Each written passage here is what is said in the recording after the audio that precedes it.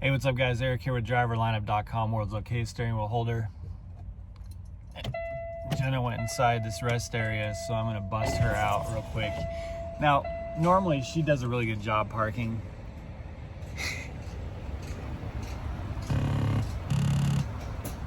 Not this time. I don't know what happened there. And she was very uncomfortable with it too. But we're only here, I'm only in a driver's seat so that I can use this thing to film this video.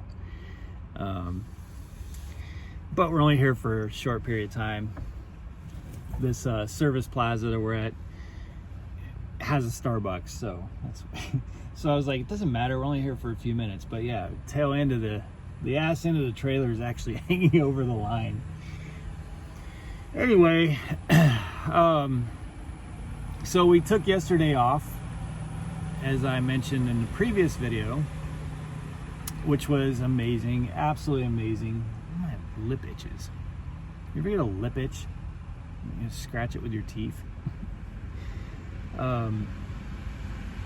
It turned out to be perfectly planned. Well, it was not perfectly planned. It wasn't planned this way. It was planned because I only had like 2 hours left on my 70-hour clock.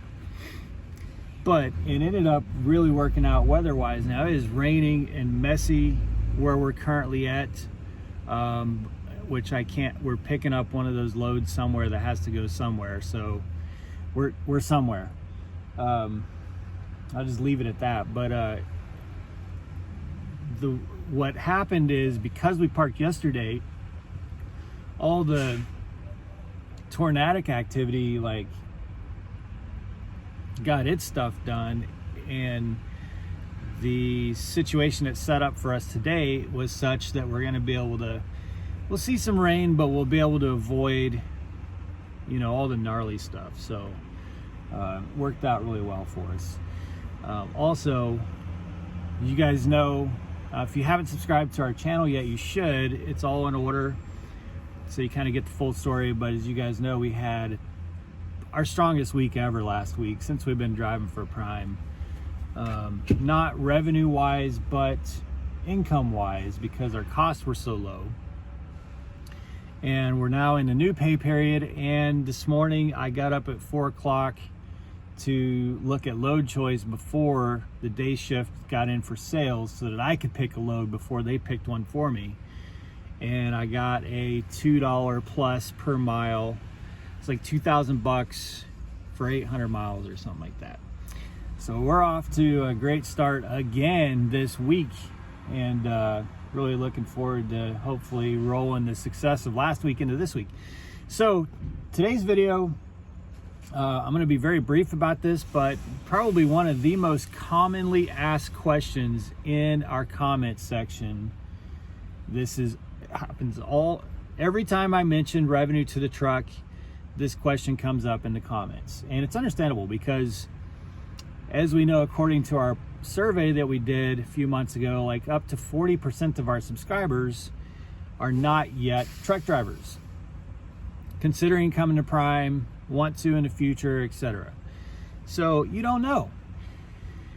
So I'm going to explain this. Now, those of you who already drive, I'm sorry, it's going to be a little, repetitious for you, but when you see YouTubers or any lease drivers talking about revenue to the truck,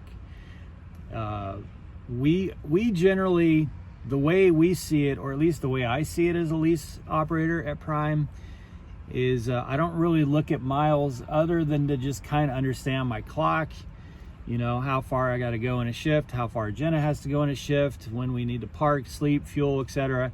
That's where miles becomes relevant to me. But as far as my income and what I make and what I'm paid, miles is not really, we don't chase miles. In fact, this truck, my truck, we try to do as few miles as possible with the most revenue possible. So revenue is really, that's where our heads are at. So that's why in videos you'll hear us say, and you'll hear me say often, like last week we hit just under $11,000 in revenue to the truck in 1 week. So what does that mean? That means that's what we were paid for the load, and that includes our line haul. So let's say I got a $2,000 load proposal. So that $2,000 is coming to my truck as revenue. Let's say $1,500 of it is for the line haul. That's the rate for moving the freight. $300 of it is a fuel surcharge, so that's a little bit extra they're giving me that they charge the customer for the fuel.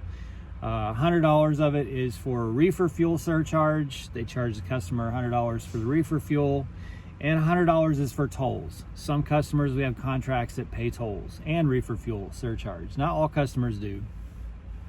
So the total amount would be $2,000. So it'll show me that breakdown, and $2,000 is what's coming to my truck, which is basically coming to me in revenue. Now that doesn't necessarily mean income, because obviously I have to pay for my truck. I have to pay Jenna's cost, her employment taxes. I subsidize her healthcare plan. I pay her, workman's comp.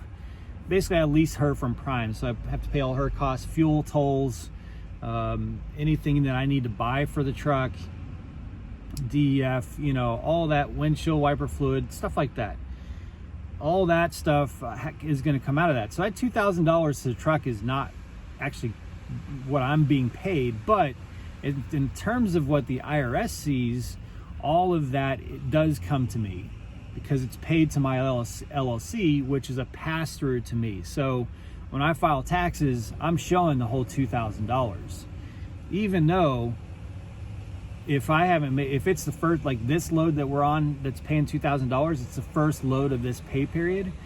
Well, I don't get any of that because I have my truck payment. I have all my costs for the week that I haven't paid for yet. So I don't get any of that. So if that's the only load I got this week, my taxable income this week would be zero, because usually my costs every week are about $2,000 on low miles. That includes all of Jenna's cost.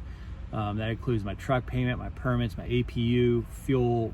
For a $2,000 load usually takes care of most of my costs, and then the more fuel I buy, the more my costs go up after that load. But $2,000 is really kind of where I look at, I need to knock down that $2,000, and then I can start making money after that. Now it's different for other trucks. I'm a team trucks, but that's just kind of a baseline number for me. So revenue, being at almost $11,000 in revenue last week, my pay is probably going to be about $5,500. That's what I'll get. Go to the other side. Jenna's coming in. That's what I'll get after all is said and done. So the whole amount is going to show on my taxes, but only that $5,500 is what I'll actually be taxed on. And I actually will have more expenses, more deductions even out of that $5,500, because there's all the things that Prime deducts, such as fuel, truck payments, all that stuff. Any invoices, truck washes, things like that shows it's very clearly written out on the settlements. But also we have things that we buy, like safety. Jenna's wearing safety jackets, like satellite radio, traffic and weather, right? Cell phones, because we need data, we need to be able to communicate. All that stuff, dash cams, GPS, actual phones, things that I use for YouTube, because I do recruitment on YouTube, and that actually, YouTube is an extension of my business. Those things come out of that, what I'm actually paid, right? So I have more deductions on there. But anyway, to answer the question, when we say revenue to the truck, that's the total amount that's paid to the truck from the freight we run through the week, before costs are taken out of it. And that excludes, and this is a really important thing too, because I've seen this question as well, that excludes the cut that Prime takes. So there, what is it, like 20, what do we get, 72, 73%? I don't remember what it is. But anyway, what is proposed to us is our share. So if Prime says, here's a load, we propose $2,000, that's exclusive of their cut. That's what actually comes to me. And I've also seen the question on, well, how do you know that Prime's giving you the fair cut? Well, it shows on my settlements. On my settlements, it shows the breakdown. It shows the total load pay from the customer, and then it shows the part that came to me, which was what was proposed to me and what I consider as revenue to the truck, and it shows the part that Prime gets. And I've also seen people say, well, this isn't fair because Prime's passing off all the cost to your percentage. And that's not true. Prime is passing off all of my costs for running my truck to my percentage, yes. But Prime, out of their percentage, has to pay for trailer washouts, fleet management, sales department, human resources, all of it. All the stuff they have to pay for comes out of their share of it. So they have cost too. You know, both sides of the equation have cost. But to me, the percentage that Prime takes is not relevant. Because an amount is proposed to us, to our truck, and we either accept that load for that amount or we don't. The amount that Prime takes, like, I don't think they cheated. Of course, I don't believe they cheated. Some people have alleged they do, and they, you know, who knows what the customer really pays. It doesn't matter. Prime says, hey, here's a load that needs to go from point A to point B. Here's the amount for the line haul. Here's the amount for fuel. Here's the amount for tolls. Here's the amount for reefer fuel. I can either accept that or not accept it. It doesn't matter what Prime, what matters to me is what I'm being offered and paid. And willing to accept. And willing to accept, yeah. So all that to say, in answer to that question, which, as I've said, I see it every week. Anytime I mention revenue to the truck, there's going to be a comment that says, what do you mean revenue to the truck? And that's what that means. That's the total amount paid to my truck for moving the freight, which revenue to the truck is revenue to my LLC. The truck is my LLC, and my LLC is me, so it's revenue to me. But we just say to the truck because that's the way it's set up. That's the way everything, you go to Prime and you swipe the card to eat at the cafe, that gets charged to the truck.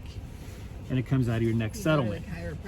You go to the chiropractor, that gets charged to the truck. You go to the detail shop and get a new mattress or get a step box, that gets charged to the truck and comes out of your next settlement. So the truck is just saying something's charged to the truck is because when you go pay for something, the first question that's going to be asked is, what is your truck number? You say your truck number. You go get a washout or a truck wash. When you get fuel, when you check in at a customer, when you go get a step box or get an appointment for a step box at the detail shop, they're gonna ask your truck number. So they don't ask what's your driver code or your name, they ask what's your truck number. And so everything evolves around your truck, but your truck is you. Your truck is your business. It is your LLC. So that's what revenue to the truck is. And in the IRS's mind, because it's all, you know, it's all you, it's all your business, you show that entire amount. So if you do $150,000 in revenue, then that's going to show on the IRS, but your settlements are going to show that you only made $50,000, you know, or if you do $250,000, maybe you only made $80,000. So it's what you get taxed on is only the money that you actually receive as income, what you're left with after all is said and done. So that's what revenue is. Revenue to the truck is. So last week we were over $10,000 in revenue to the truck. That's not, we have to give Prime $3,000 of it. That's not, oh my God, I'm getting paid $10,000 plus dollars. That's what the truck generated in revenue. And we'll see, you know, probably half of that because our costs were pretty low last week. So we'll see, should see more than half of that. So hopefully that answers the questions, you guys. Like I said, I see them all the time. Now I can just go reference to this video or link to this video when I see those comments, because I'm sure I'll keep seeing them. Now, you guys who are coming to Prime going company, this is not relevant to you, because you're going to be chasing miles. So really what matters to you is miles. But if you're going lease or you're going to be an owner operator, you will become very comfortable and familiar with the phrase revenue to the truck, because that's what you're chasing. You're chasing revenue. And it also helps you kind of decide, do your math and figure out what your profit per mile is. That's a whole other video. Like my profit per mile is generally 59-60 cents per mile. I think, I haven't done it in a while, but I think that's where mine's at for me. That's not us combined. That's after paying her and everything. That's what mine. I'm all profit because I don't have to pay anything. Yeah, so that's, once you understand your revenue and your cost and all that, you can really start to drill down and figure out, if you wanted to, figure out what your profit per mile, what you actually get paid and make per mile after all is said and done. Once you know your revenue and your costs, you can figure that out. Some people do that weekly. Some people do it almost daily. I do not. I haven't done it in a while, but my profit per mile ends up being way better than what I would be paid as a company driver. That's for sure. So anyway, guys. But with the company driver thing, though, we should throw in the caveat that there are some out there that are absolutely killing it, like Kiersey, who has found a way to hack the matrix. Yeah, for sure. There are some who are just really good at doing the company. Let me rephrase. I'm not saying that I make more than every company driver. I'm saying I make more per mile than a company driver makes. But a company driver could run a lot more miles than me. And potentially make more money, for sure. And they could have other things go right for them that I can't get to go right, and they're going to have less cost and less risk that I have. So I'm not making this a lease versus company driver thing, don't get me wrong. I'm just saying generally my profit per mile ends up being higher than Prime pays a company driver per mile, which is important to me. I just have to throw that out there because sometimes people feel like the lease drivers are always this is not it's not to say that you should go lease because company sucks. That's not the case at all. Some people do very, very well. We know several drivers who do extremely well as company drivers. Anyways, we gotta roll. Yeah, so we gotta roll. All right, hopefully that answers that question. Thank you guys so much. We'll give you an update tomorrow, and we'll go from there. Yeah, my seat. Be safe, make good decisions, always drive to thrive.